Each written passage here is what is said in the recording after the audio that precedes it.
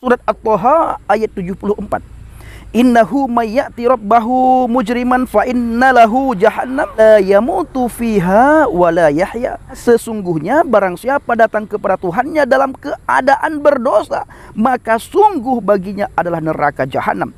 Dia tidak mati, terus merasakan azab di dalamnya dan tidak pula hidup, tidak dapat bertobat, tidak dapat bertobat. Ini kata Al-Quran di dalam surat Thaha ayat 74. Mari kita lihat tafsir ringkas Kemenak RI. Haleluya, haleluya. Assalamualaikum warahmatullahi. Salam Aki. Aku kabarkan Injil keselamatan. Bapak Ibu Tuhan, ketemu lagi dengan saya Evangelis Avraham Effendi Usman. Bagaimana kabar Bapak Ibu semua? Tentu luar biasa. Dan saudaraku para pencinta channel Injil Habaget, saya masih berada di daerah Sumatera, di daerah pedesaan, karena kita adakan seminar Islamologi untuk memperlengkapi jemaat-jemaat Tuhan maupun pemuda-pemudi, sehingga iman percaya mereka tambah hari tambah kuat di dalam Tuhan, dan mereka juga bisa bertanya jawab ketika datang nabi palsu dan guru palsu ke tengah-tengah mereka. Perlu kita ketahui saudaraku, mengenai nabi palsu dan guru palsu, juga pengajar palsu, Alkitab banyak sekali membicarakan tentang mereka. Bahkan Yesus sendiri selalu berkata, waspadalah terhadap nabi palsu, terhadap guru palsu yang datang kepadamu. Mereka menyamar seperti domba di tengah-tengah serigala. Gunanya untuk apa mereka datang ke tengah-tengah umat Tuhan, ke tengah-tengah anak Tuhan Bapak Ibu? Khususnya mereka mencari pemuda-pemudi Kristen. Gunanya saudara, agar pemuda-pemudi kita menyangkal iman percayanya kepada Yesus. Maka saya bersama dengan teman-teman hadir ke daerah Sumatera, di salah satu desa. Kita sengaja tidak memberitahukan di mana lokasi kita adakan seminar Islamologi. Itulah tujuan kita saudaraku datang kemari, untuk memperlengkapi gereja Tuhan, anak-anak Tuhan maupun para pemuda-pemudi, sehingga mereka kokoh dan mereka bisa mempertanggungjawabkan imannya ketika datang guru palsu ke tengah-tengah mereka. Bapak Ibu yang kasih Tuhan, para pencinta channel Injil Habaget, baik kekristenan maupun agama-agama lain, itu sama-sama sepakat bahwa orang berdosa itu tidak akan bisa masuk surga. Orang yang berdosa tidak akan bisa mendapatkan tempat yang layak di hadapan Tuhan.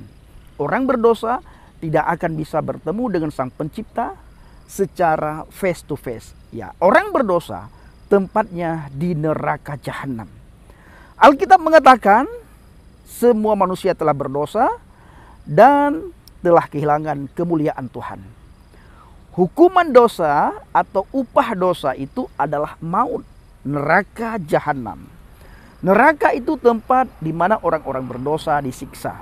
Itu baik Alkitab maupun iman percaya saya yang lama juga menulis hal yang sama. Orang yang berdosa tidak akan bisa menghadap Tuhannya, karena tempat orang yang berdosa itu kekal di neraka, saudaraku.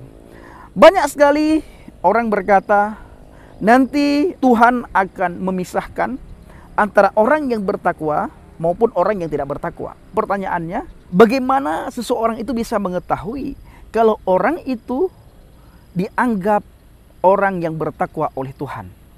Bagaimana tingkat ketakwaannya? Apakah Tuhan memberitahukan tingkat ketakwaanmu atau tidak? Nah saudaraku yang dikasih Tuhan, para pencinta channel Injil Habaget, mari kita melihat satu ayat Al-Quran di dalam surat Thaha ayat 74. Nanti Bapak Ibu akan bertanya, akan berkata, Bang Pendi kenapa sih pakai ayat mereka, suka mengutip ayat mereka? Bapak Ibu, kita perlu mengutip ayat mereka karena mereka sangat sering mengutip ayat Alkitab. Saya sering sampaikan kepada teman-teman, jangan asik kita menjawab pertanyaan mereka. Sesekali mari kita bertanya tentang iman mereka, sehingga mereka bisa berpikir dengan akal yang sehat, bisa berpikir secara kritis. Kalau kita ini butuh juru selamat, karena tidak mungkin manusia menyelamatkan manusia, karena semua manusia berdosa. Yang namanya manusia pasti ada unsur dosa, kecuali Yeshua HaMasyiah, Yesus Kristus yang tidak punya dosa, kesalahan, pelanggaran padanya. Kenapa? Karena Yesus Kristus bukan manusia pada umumnya, maka dia adalah juru selamat manusia. Sedangkan nabi dan rasul-rasul yang lain tidak akan bisa menyelamatkan umatnya, tidak akan bisa menyelamatkan manusia karena semua manusia telah berdosa. Jadi tidak mungkin manusia yang berdosa menyelamatkan manusia yang berdosa. Sama-sama berdosa. Maka kita butuh juru selamat. Di mana juru selamat ini tidak pernah melakukan kesalahan dan dosa, karena dia adalah Tuhan itu sendiri dalam wujud manusia. Datang ke dunia ini untuk menyelamatkan kita dari dosa kita, dari kesalahan kita, dari pelanggaran kita. Ya, dia hadir ke dunia ini khususnya untuk memisahkan kita dari dosa kita, untuk menyelamatkan kita dari dosa kita, sehingga kita baru masuk surga. Kalau tidak, saudaraku, masuk neraka kabeh. Semuanya masuk neraka. Karena semua manusia telah berdosa dan telah kehilangan kemuliaan Tuhan. Dan hukuman tempat orang yang berdosa itu adalah neraka jahanam. Selama-lamanya di neraka, kekal di dalam neraka. Maka sekali lagi saya perlu ulang-ulang, kita butuh juru selamat. Kita butuh Yesus untuk menyelamatkan kita dari dosa kita, sehingga kita mati tidak masuk neraka. Kalau kita tidak menerima Yesus Kristus sebagai Tuhan dan juru selamat, ketika kita mati, kita tidak akan bisa sampai ke surga. Kita tidak akan masuk surga. Dan kita mimpi pun kita tidak akan masuk surga. Jangan mimpi untuk masuk surga bila kita menolak Yesus Kristus. Maka sebelum kita mati, meninggalkan dunia ini, kita butuh Yesus sebagai Tuhan dan juru selamat kita. Dialah yang bisa menyelamatkan kita dari dosa kita. Sekali lagi, tidak mungkin manusia bisa menyelamatkan manusia yang lain, karena punya unsur dosa. Semua manusia telah berdosa, ya. Di dalam sebuah hadis dikatakan kullu bani adaman khata'un. Semua anak Adam, semua manusia telah berdosa.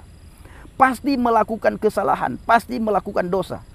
Wa ghairu khata'ina at-tawwabun, dan sebaik-baik orang yang melakukan kesalahan dan dosa adalah bagi mereka yang bertobat. Nah, Bapak Ibu yang dikasihi Tuhan, para pencinta channel Injil Habagat, saudara kita dari seberang, RT 0666, sangat sering mereka mengutip Alkitab. Lalu mereka tafsirkan Alkitab menurut udelnya mereka. Sesekali boleh dong kita mengutip kitab mereka, lalu kita bertanya tentang kitab mereka. Kita tidak mentafsirkan, kita baca, lalu kita tanyakan kepada mereka. Biarkan mereka yang menafsirkan sendiri, Bapak Ibu.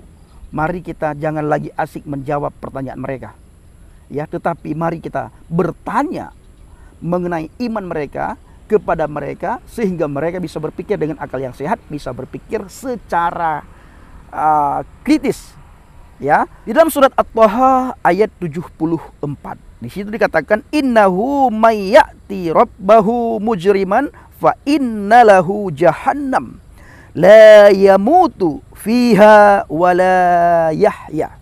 Saya ulangi, innahu may ya'ti rabbahu mujriman fa innalahu jahannam la yamutu fiha wa la yahya. Artinya sesungguhnya barang siapa datang kepada Tuhannya dalam keadaan berdosa, maka sungguh baginya adalah neraka jahanam. Dia tidak mati, terus merasakan azab. Tidak mati, Bapak Ibu, dalam neraka jahanam tidak mati, tetapi terus merasakan azab di dalamnya, dan tidak pula hidup, tidak dapat bertobat. Kita sering mendengar di neraka itu tempatnya sebentar. Kalau sudah habis masa hukuman, orang itu diambil, dimasukkan ke surga, ya, dimasukkan ke surga. Sekali lagi, Bapak Ibu, neraka itu tempat orang-orang yang berdosa. Bukan tempat untuk kita bertobat, tetapi tempat orang-orang berdosa. Tempat kita bertobat adalah masa kita di dunia ini. Sebelum kita meninggal dunia, kita harus bertobat. Bagaimana cara pertobatan kita? Yang pertama, terima Dia sebagai Tuhan dan Juru Selamat. Dia datang dari surga, nuzul ke dunia ini dalam wujud manusia yang sempurna. Maka hanya Dia yang bisa menyelamatkan kita dari dosa kita. Semua nabi dan rasul, tidak ada satupun nabi dan rasul yang bisa menyelamatkan kita dari dosa kita. Kenapa? Karena nabi dan rasul itu juga sama dengan kita, manusia yang biasa, ya, manusia biasa. Cuma kelebihannya nabi, kelebihannya rasul. Sedangkan Yesus Kristus kelebihannya apa? Dia Tuhan itu sendiri, Bapak Ibu. Ya, Tuhan itu sendiri, itu Yesus. Bukan manusia biasa, bukan manusia yang seperti lahirnya kita. Tetapi Yesus keistimewaannya adalah dia Tuhan itu sendiri. Maka ketika kita melihat pekerjaan-pekerjaan yang dilakukan oleh Yesus, mukjizat-mukjizat yang dilakukan oleh Yesus, itu sama halnya pekerjaan-pekerjaan yang dilakukan oleh Tuhan itu sendiri. Kenapa? Karena Yesus adalah wujud Elohim, wujud Tuhan. Jadi sekali lagi saudaraku ini kasih Tuhan, banyak sekali orang-orang berkata neraka nanti tidak akan menyentuh kami kecuali beberapa hari saja. Kalau sudah habis masa hukuman kami, maka kami diambil dimasukkan ke surga. Bagaimana dengan surat At-Thaha ayat 74? Innahu mayyati rabbahu mujriman fa innalahu jahannam la yamutu fiha wa la yahya. Sesungguhnya barang siapa datang kepada Tuhannya dalam keadaan berdosa, maka sungguh baginya adalah neraka jahanam. Dia tidak mati, terus merasakan azab di dalamnya dan tidak pula hidup, tidak dapat bertobat. Ini kata Al-Quran di dalam surat Thaha ayat 74. Mari kita lihat tafsir ringkas Kemenak RI. Sesungguhnya barang siapa meninggal dunia dan datang kepada Tuhannya dalam keadaan berdosa dan tidak bertobat, maka sungguh baginya adalah neraka jahanam. Dia tidak mati di dalamnya sehingga akan terus merasakan azab dan tidak pula hidup dengan nyaman. Demikianlah kondisi orang yang durhaka dan kafir dikatakan, ya. Begitulah sesungguhnya kondisi orang yang berdosa. Saudaraku para pencinta channel Ilham Bagit, kita bersyukur di antara jutaan orang, ribuan orang, miliaran orang, saudara dan saya adalah orang-orang pilihan Tuhan. Kita bisa datang kepada Tuhan, kita beriman kepada Dia sebagai Tuhan dan Juru Selamat, kita mengakui Dia sebagai Tuhan dan Juru Selamat. Ini tidak gampang Bapak Ibu, apalagi kita tinggal di bangsa dan negara ini. Tidak gampang bagi kita untuk beriman, percaya, bertakwa kepada Yesus Kristus. Kita tiap hari melihat bagaimana kekristenan itu dibuli, dihina, diolok-olok.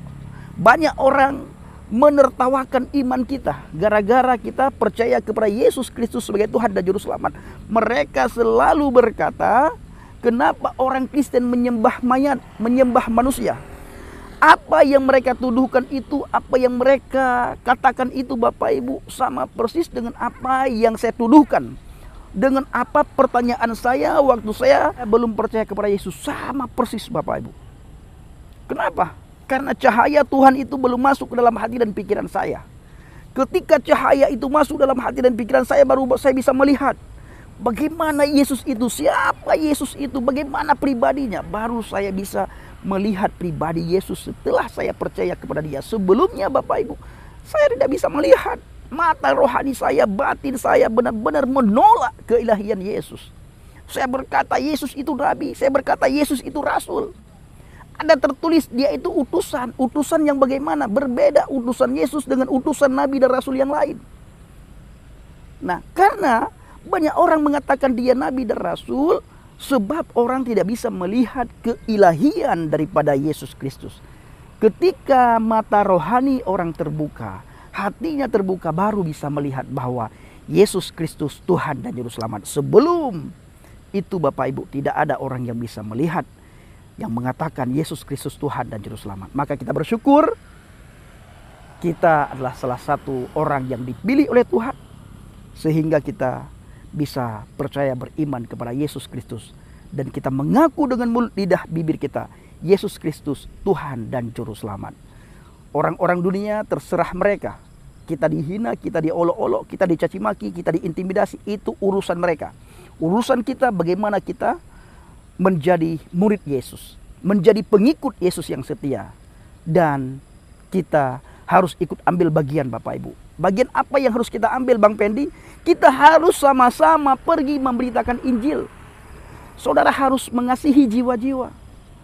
Bagaimana keadaan orang yang belum percaya kepada Yesus ketika mereka mati, ketika mereka meninggal dunia? Ini adalah tugas kita semua Bapak Ibu. Bukan tugas saya sendiri, bukan tugas gereja, bukan tugas pendeta, bukan saja tugas penginjil, tetapi tugas semua orang Kristen yang mengaku diri percaya kepada Yesus. Tugas itu sudah ada pada saudara. Pergi beritakan Injil, pergi beritakan Injil. Maka saya saudaraku jarang sekali di rumah. Setiap saat saya pergi ke daerah-daerah untuk memberitakan Injil, untuk menguatkan anak-anak Tuhan, menguatkan jemaat Tuhan yang penuh dengan kebimbangan. Saya hadir ke situ menguatkan mereka. Bahkan yang belum terjangkau, saya jangkau dengan semampu saya. Ya otomatis Bapak Ibu saya mengedepankan Ruach HaKodes, mengedepankan Roh Kudus. Mereka terima, mereka tolak, itu urusan mereka. Urusan saya sudah selesai. Saya datangin, saya jumpain, saya beritakan Injil. Mereka terima, itu adalah puji Tuhan. Mereka tolak juga puji Tuhan. Tidak ada yang rugi. Saya tidak rugi, kekristenan tidak rugi, apalagi Yesus tidak rugi sama sekali. Yang rugi adalah mereka sendiri Bapak Ibu. Orang yang menolak itu sendiri. Merekalah yang rugi. Jadi saudaraku, para pecinta channel Habaget, kiranya video singkat ini menjadi berkat bagi kita semuanya. Shalom alaikum bishim hamasiah, salam aki. Aku kabarkan Injil keselamatan. Bapa Yahweh bishim Adonai Yeshua hamasiah, Ruach HaKodes memberkati kita semua. Haleluya, amin, salam murtadin. Saya mengucapkan terima kasih kepada Bapak Ibu yang selalu mendukung pelayanan Habaget, baik melalui doa, dana, motivasi maupun support saudara. Terus dukung dalam doa dan bawa Habaget dalam doa syafaat saudara.